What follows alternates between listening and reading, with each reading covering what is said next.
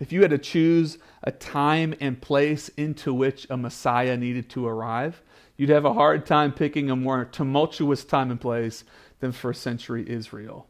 It can be easy for us as we read through the Sermon on the Mount and the ministry of Jesus to miss all the different ways of life, all the different teachings, and all the different approaches to problems that were swirling around, vying for the attention of every person. But to truly understand the message of Jesus, his message of the kingdom, his way of life he's calling us into, it's important for us to understand the context into which Jesus came. It's interesting that there are different groups. There were so many different ways of life, different yokes, you might say, that different groups and factions in the first century were wanting to impose onto the people because they believed that their way would bring true freedom, their way would truly restore Israel. And oftentimes these factions were simply well-meaning Jews who were trying to find their ways to approach the threat that was upon them, that is Rome. Rome was another empire. Israel's had a history of oppressors and empires and occupying nations, but Rome was unlike anything they'd ever seen. And so you have the Pharisees. These are a group of religious leaders, probably the most familiar name out of these different groups for most of us.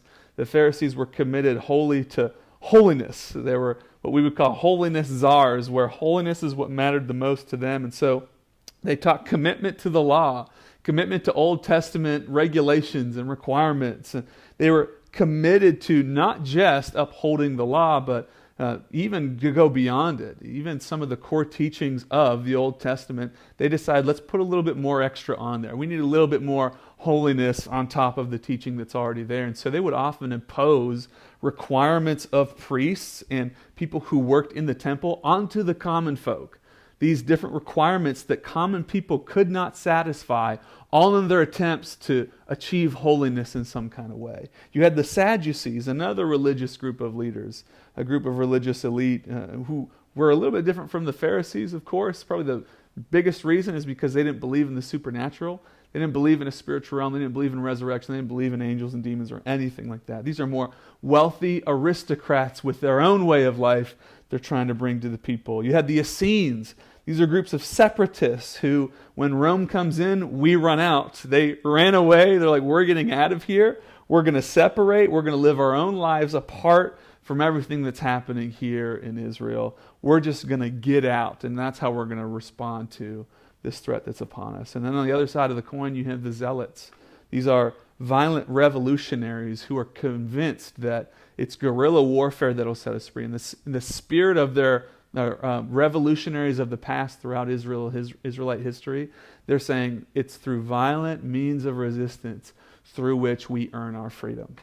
You had all these different groups and factions vying for the attention of the people, presenting their ways of life and their yokes of teaching, that they were all saying, hey, this is the way we're going to overcome our oppressors and bring Israel back, to redeem Israel. And through all these many factions and many ideologies and many approaches to deal with the problems they were facing, so many voices calling out for you to join their way of life. In the middle of all that stands Jesus with a brand new way. And he teaches about the kingdom of God, and he presents a new way forward in the reality of that kingdom. Jesus came into a tumultuous time and place with so many groups that had many different ways. And throughout his ministry, he uses many of these groups in the first century as examples for us. Most of these are bad examples for us, and he often presents common approaches and ideologies that everyone's dealing with, that everyone's familiar with, and he juxtaposes these ideas with a better way forward in light of the kingdom. And this is what Jesus is doing in Matthew chapter 6, verses 1 through 24, as he talks about giving and prayer and fasting. He's doing something intentional here. He's calling out common ways people approach God and approach their problems, and he's calling his followers, his disciples, to do things differently. I just want to spend these last few moments to highlight some of the things that Jesus is doing as he juxtaposes the true teachings of Jesus, the true teachings of God, against the common ideas that are presented in his culture. And as I identify these, Identify how these resonate or parallel what we deal with today. How do the teachings of Jesus match up compared to the teachings of our culture and our society? Jesus is doing a few things here in these few verses we've read. He's exposing the pride of the religious. As we already mentioned, the religious leaders had lots of ideas about how you should relate to God, and they imposed unreasonable expectations on people which they could not satisfy. And then they presented their holiness as religious leaders to make themselves look good and then to further oppress the people. And so these practices that Jesus has identified, prayer and fasting and generosity, become practices that do nothing more than to flex how good I look.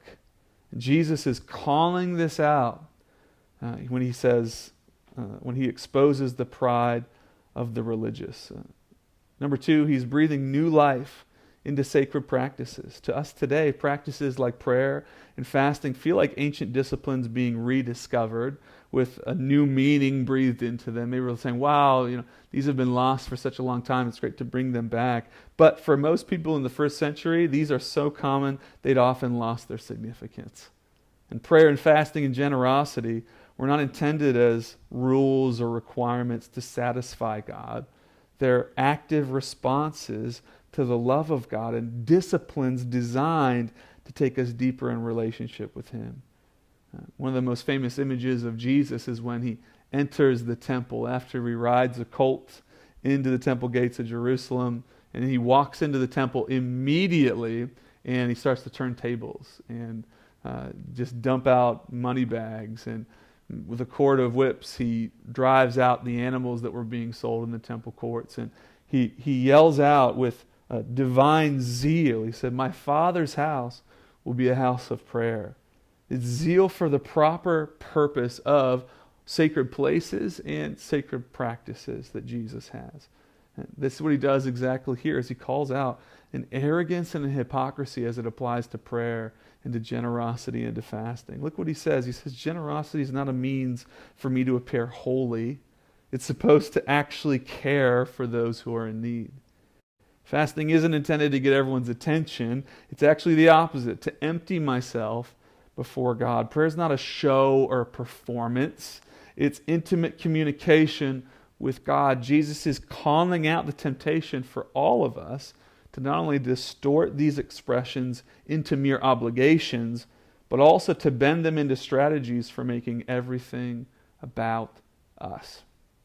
And so he calls his disciples, the people who would follow his way, to begin and model a new way, an authentic expression of love and devotion. And he's not doing away with these practices because they've been distorted. He's not saying, oh, prayer's done because you messed it up. Fasting, we missed the point, let's get rid of it. But he's teaching his people to recapture their purpose and true expression. Why? Because number 3, he's calling us to the pursuit of true holiness. In verse 19, he says, don't store up for yourselves treasure on earth, where moth and rust destroy, and where thieves break in and steal, but store up for yourselves treasures in heaven.